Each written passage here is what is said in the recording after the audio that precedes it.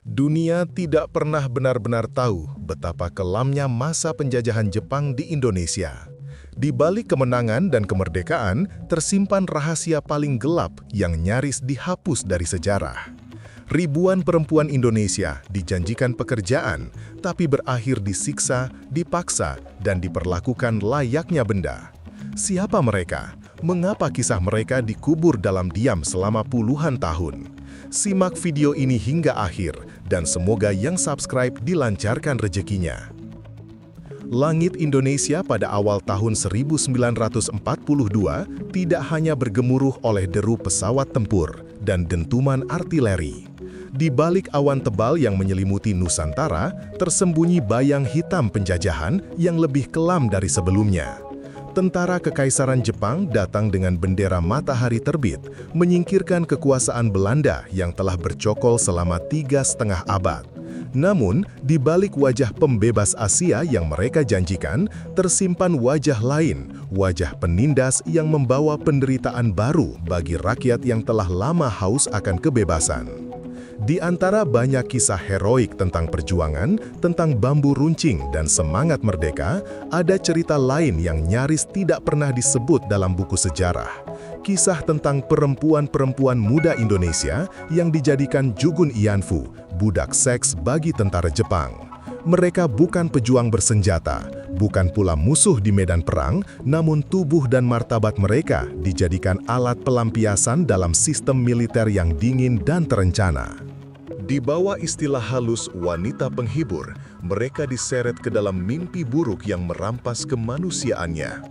Mereka adalah gadis-gadis belia dari desa, siswi sekolah, anak petani, bahkan anak pejabat lokal yang tertipu propaganda. Mereka tidak mengerti politik, tidak tahu apa itu perang dunia, dan tidak pernah membayangkan bahwa kedatangan Jepang yang disambut dengan sukacita akan berubah menjadi neraka di tanah sendiri.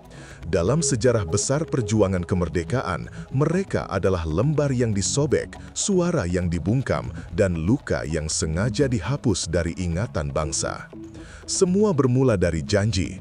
Jepang datang dengan senyum, dengan kata-kata manis yang menggoda hati rakyat yang telah lama menderita di bawah penjajahan Belanda. Mereka menyebut diri saudara tua bangsa Asia, menjanjikan masa depan yang makmur dan kemerdekaan yang segera tiba. Di desa-desa, agen perekrut menyebarkan kabar, Jepang membutuhkan tenaga kerja perempuan untuk membantu perang. Ada yang mengatakan sebagai perawat, juru masak, atau asisten rumah tangga bagi perwira. Tidak sedikit pula yang dijanjikan gaji, makanan cukup, dan tempat tinggal layak, sesuatu yang tampak mustahil di masa paceklik dan kelaparan. Bagi keluarga miskin, tawaran itu terdengar seperti berkat dari langit. Banyak orang tua menyerahkan anak gadisnya dengan harapan ia akan bekerja di kota besar, belajar keterampilan baru, atau sekedar terbebas dari kelaparan. Di beberapa tempat, perekrutan bahkan dilakukan dengan restu pejabat lokal atau kepala desa yang telah terpengaruh propaganda Jepang. Namun, kenyataan yang menanti para gadis itu jauh dari harapan. Begitu sampai di tempat tujuan, bukan rumah sakit atau asrama yang mereka temukan, melainkan barak militer berpagar kawat berduri dan dijaga ketat oleh tentara bersenjata. Disitulah semua janji runtuh. Mereka disuruh mengganti pakaian dengan kimono lusuh, diperintahkan untuk melayani tanpa tahu apa yang dimaksud. Sebagian menangis, sebagian mencoba melawan, namun suara mereka hanya berbalas pukulan.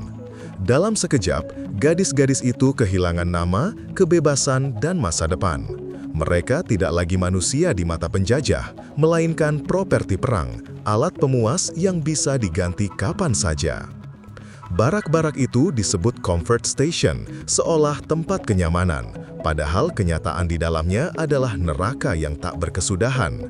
Di setiap sudutnya, tercium campuran bau antiseptik, darah, dan keringat. Ranjang kayu berjajar rapat, dibatasi tirai usang yang nyaris tak menutupi apapun. Disinilah para perempuan itu hidup, atau lebih tepatnya, bertahan. Setiap pagi mereka dipaksa mandi, bukan untuk kebersihan, tapi untuk menyiapkan diri melayani tentara. Mereka diberi bedak tipis agar tampak menarik, rambut disisir seadanya, lalu barisan pria berseragam masuk satu persatu. Tidak ada kata izin, tidak ada kesempatan untuk menolak. Sakit atau lemah bukan alasan. Mereka dipaksa melayani 10, 20, bahkan lebih banyak tentara dalam sehari. Jika ada yang menolak atau melawan, cambuk dan senapan menjadi jawabannya. Beberapa pingsan lalu disiram air dingin agar sadar dan melanjutkan tugas. Di malam hari, mereka tidur dalam kelelahan dan ketakutan menanti giliran berikutnya. Bagi mereka, waktu kehilangan makna. Pagi dan malam sama saja, sama-sama menyakitkan. Tubuh mereka menjadi medan perang, tempat kekerasan dilakukan tanpa ampun. Dalam sistem militer Jepang yang disiplin dan tanpa empati, mereka tidak punya nama, hanya nomor. Identitas mereka dihapus, keberadaan mereka disembunyikan. Dan di balik setiap jeritan yang tertahan, sejarah mencatat satu hal pasti, bahwa mereka diperlakukan bukan sebagai manusia, tetapi sebagai benda pakai yang bisa dibuang kapan saja. Hingga kini, tidak ada angka pasti berapa banyak perempuan Indonesia yang menjadi korban sistem Jugun Ianfu. Sejarawan memperkirakan antara 20.000 hingga 50.000 perempuan, tetapi banyak percaya jumlah sebenarnya jauh lebih besar. Setelah Jepang kalah dalam perang, sebagian besar dokumen dimusnahkan. Catatan perekrutan, daftar nama, dan laporan medis lenyap bersama kejatuhan kekaisaran. Yang tersisa hanyalah kesaksian samar dari para penyintas yang berani bicara, puluhan tahun kemudian. Namun, di balik angka-angka itu tersembunyi kisah yang lebih memilukan. Banyak korban yang tidak sempat kembali, sebagian mati di barak, sebagian hilang tanpa jejak. Ada yang melarikan diri ke hutan dan tak pernah ditemukan. Bagi yang bertahan, tubuh mereka rusak, jiwa mereka hancur. Mereka membawa trauma yang menahun, luka batin yang tak pernah benar-benar sembuh. Di tengah neraka itu, tumbuh pula benih kemanusiaan yang rapuh tapi tulus. Para perempuan saling merawat, saling menguatkan. Mereka membalut luka satu sama lain, berbagi air minum, dan berbisik tentang rumah, tentang ibu, tentang masa kecil yang seolah sudah jauh sekali. Solidaritas itu menjadi satu-satunya pengingat bahwa mereka masih manusia, meski dunia memperlakukan sebaliknya. Ketika perang usai pada tahun 1945, dentuman meriam berhenti dan dunia bersorak menyambut kebebasan. Jepang menyerah, Indonesia memproklamasikan kemerdekaan. Namun, di tengah euforia itu, tidak ada satupun yang menoleh ke arah barak-barak bekas comfort station. Para perempuan yang tersisa berjalan pulang dengan tubuh lemah dan jiwa kosong. Sebagian ditinggalkan tentara Jepang begitu saja, sebagian lainnya dihabisi sebelum pasukan mundur. Mereka pulang ke desa-desa dengan langkah tertatih, membawa beban yang tak bisa dijelaskan. Sayangnya, tanah air yang mereka rindukan tak memberi pelukan. Tidak ada sambutan, tidak ada pengakuan. Masyarakat memandang mereka dengan curiga, menganggap mereka perempuan tak bermoral. Tidak sedikit yang diusir keluarganya sendiri, dianggap membawa malu bagi nama baik. Dalam masyarakat patriarki yang masih kuat, kehormatan perempuan diukur dari kesucian tubuhnya, dan mereka dianggap telah kehilangannya meski tanpa pilihan. Negara yang baru lahir pun bungkam. Fokus bangsa tertuju pada revolusi dan pembangunan, sementara para Jugun Ianfu hidup di pinggiran sejarah, tak tercatat, tak terdengar. Mereka menjadi hantu hidup yang menanggung luka sendirian. Dunia pun diam, seolah penderitaan mereka tidak pernah terjadi. Dan disitulah tragedi kedua dimulai, ketika penderitaan tidak lagi disebabkan oleh penjajahan, tetapi oleh keheningan bangsa sendiri. Trauma para Jugun Ianfu tidak berhenti ketika perang usai. Setelah tentara Jepang pergi dan Indonesia memproklamasikan kemerdekaannya, mereka tidak kembali sebagai pahlawan, melainkan sebagai bayangan yang berusaha menghilang di tengah masyarakat yang tidak siap mendengar kebenaran. Luka mereka bukan hanya di tubuh, tetapi juga di batin, luka yang membusuk dalam diam selama puluhan tahun. Mereka pulang ke kampung halaman dengan tubuh lemah, banyak yang hamil, sakit, atau bahkan tidak sanggup berjalan. Namun, tak ada sambutan, tak ada pelukan, tak ada yang menanyakan di mana mereka selama ini. Sebagian besar memilih berbohong demi bertahan hidup. Mereka mengaku bekerja di luar kota, menjadi janda perang, atau kehilangan suami di medan tempur. Yang lain memilih menyendiri, bekerja serabutan, atau hidup dalam pengasingan batin. Di mata masyarakat, perempuan yang pernah dipakai oleh tentara penjajah dianggap kotor dan memalukan. Mereka dikucilkan, bahkan oleh keluarga sendiri. Stigma itu begitu dalam, menutup segala ruang untuk bercerita. Dalam budaya yang menilai kehormatan perempuan dari kesucian tubuhnya, para korban kehilangan tempat berpijak. Mereka tidak berani bersuara, bukan karena tidak ingin, tapi karena tahu tidak akan ada yang percaya. Mereka hidup dengan rasa bersalah yang seharusnya tidak pernah menjadi milik mereka. Setiap malam, kenangan itu kembali, suara langkah sepatu tentara, bau seragam, lampu barak yang redup. Mereka menanggung semuanya dalam diam, seolah waktu bisa menghapus dosa yang bukan mereka lakukan. Tetapi waktu tidak pernah menyembuhkan luka yang disembunyikan, hanya membuatnya semakin dalam dan membatu di dada. Butuh hampir setengah abad bagi sebagian penyintas untuk berani bersuara. Pada awal 1990-an, ketika dunia mulai menyingkap kembali sejarah kejahatan perang, suara itu akhirnya muncul dari balik usia senja. Salah satunya adalah Suharti, perempuan dari Jawa Tengah yang diculik pada usia 14 tahun dan dijadikan Jugun Yanfu selama 2 tahun di markas militer Jepang di Semarang. Bertahun-tahun ia memendam aib yang bukan miliknya, hingga akhirnya ia berbicara kepada media internasional. Dengan suara bergetar ia berkata, "Saya tidak butuh uang, saya hanya ingin dunia tahu bahwa kami tidak rela." Kesaksiannya menjadi tonggak penting. Suharti bukan hanya berbicara untuk dirinya, tapi untuk ribuan perempuan yang telah meninggal tanpa pernah sempat didengar.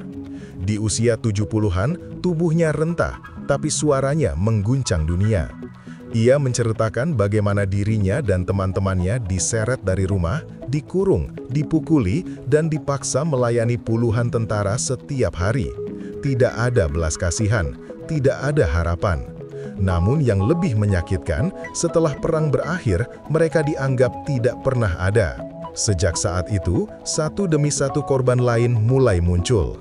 Mereka datang dari berbagai daerah, Jawa, Sumatera, Sulawesi, Bali, hingga Maluku. Mereka bercerita dengan air mata dan tangan gemetar tentang masa lalu yang menelan masa depan mereka. Bagi mereka, berbicara adalah bentuk keberanian terakhir, bukan untuk membalas, tapi untuk didengar.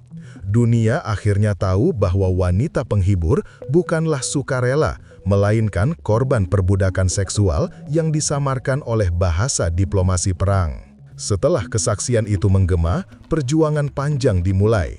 Organisasi hak asasi manusia, sejarawan, dan jurnalis dari berbagai negara mulai mendokumentasikan kisah para Jugun Yanfu. Namun, perjuangan ini tidak mudah. Pemerintah Jepang sempat mengeluarkan permintaan maaf diplomatis dan mendirikan dana kompensasi bernama Asian Women's Fund, tetapi banyak korban menolak menerimanya. Bagi mereka, uang tidak bisa membeli kembali martabat yang telah dirampas. Mereka ingin pengakuan resmi bahwa sistem Jugun Yanfu adalah kejahatan perang, bukan sekedar kesalahan masa lalu. Tembok penyangkalan begitu kuat. Banyak pihak berusaha menutupi kisah ini dengan alasan menjaga hubungan diplomatik. Di Indonesia, kasus ini bahkan jarang diangkat dalam diskusi publik. Para penyintas yang berani tampil di media sering mendapat tekanan, dianggap mempermalukan bangsa sendiri. Namun mereka terus melangkah, menghadiri forum internasional, menggugat pemerintah Jepang, dan menuntut dunia agar mengakui sejarah ini sebagai pelanggaran hak asasi manusia yang serius. Bagi mereka, perjuangan ini bukan tentang balas dendam, melainkan tentang martabat. Mereka tidak ingin generasi berikutnya mewarisi sejarah yang dipelintir. Mereka ingin nama-nama mereka tercatat, bukan dihapus. Sebab, tanpa pengakuan, luka mereka akan terus menjadi rahasia yang menyakitkan, dan sejarah akan tetap berat sebelah, berpihak pada pelaku, bukan pada korban. Tragedi Jugun Ianfu bukan hanya kisah tentang perempuan yang menjadi korban perang, melainkan juga cermin tentang bagaimana bangsa memperlakukan sejarahnya sendiri. Dalam banyak buku pelajaran, kisah mereka hanya disebut sepintas, tanpa empati, seolah itu bukan bagian dari penderitaan bangsa. Padahal, mereka adalah saksi nyata bagaimana kekuasaan bisa merampas kemanusiaan dalam sekejap. Mereka mewakili suara perempuan di masa lalu yang tak pernah mendapat ruang untuk didengar. Luka mereka menjadi luka kolektif, warisan sunyi yang diwariskan dari generasi ke generasi. Banyak anak dan cucu mereka baru mengetahui kebenaran setelah sang nenek meninggal dunia. Ada yang menangis, ada yang malu, ada pula yang bangga karena akhirnya mengerti, nenek mereka bukan perempuan hina, tetapi penyintas perang yang luar biasa kuat. Di balik trauma dan air mata, ada keberanian yang luar biasa. Keberanian untuk bertahan hidup ketika seluruh dunia menutup mata. Tragedi ini mengingatkan bahwa perang tidak pernah benar-benar berakhir bagi para korban. Ia meninggalkan jejak yang tidak terlihat, dalam keluarga yang retak, dalam kisah yang tidak pernah selesai diceritakan, dan dalam diam yang diwariskan turun-temurun. Selama kisah mereka belum diakui, luka bangsa ini belum sepenuhnya sembuh. Suara yang dibungkam bukan sekedar kisah sejarah, melainkan seruan moral agar bangsa ini tidak melupakan luka yang dibayar dengan air mata perempuan. Kemerdekaan sejati bukan hanya lepas dari penjajahan, tetapi juga keberanian untuk menatap masa lalu tanpa menutup mata. Para Jugun Ianfu telah kehilangan masa mudanya, tapi di usia senja, mereka menunjukkan bahwa keberanian bisa lahir dari penderitaan paling gelap. Mereka tidak membawa senjata, tidak mengangkat bendera, tapi perjuangan mereka sama besarnya dengan para pahlawan di medan perang. Mereka berjuang agar kebenaran tidak dikubur oleh diplomasi, agar generasi berikutnya tahu bahwa di balik kemerdekaan ada suara yang dulu dipaksa diam. Kini, suara itu menggema kembali, pelan tapi tegas. Jika kita memilih diam, maka sejarah akan menelan mereka untuk kedua kalinya. Tapi jika kita mendengar dan mengakui, maka luka itu akan menemukan maknanya. Sebab kebenaran tidak akan menyembuhkan masa lalu, tapi ia memberi keadilan bagi mereka yang selama ini dibungkam oleh waktu. Dan selama nama-nama mereka diingat, mereka tidak akan pernah benar-benar hilang.